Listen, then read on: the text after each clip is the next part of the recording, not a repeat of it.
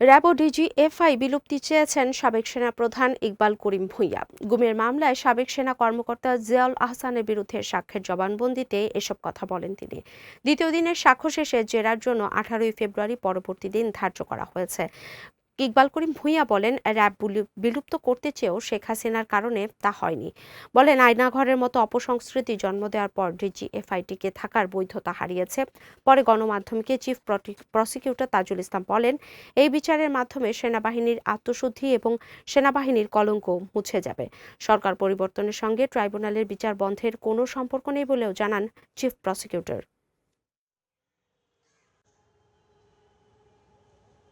সেনাবাহিনী যেভাবে কলঙ্কযুক্ত হয়েছে নানান ধরনের অপরাধমূলক কর্মকাণ্ডে, বিশেষ করে র্যাবে এবং ডিজিএফআইয়ের কর্মকাণ্ডের কারণে, এই অফিসারদের বিচারের মাধ্যমে এই অবিচারের সংস্কৃতি থেকে বেরিয়ে আসা উচিত।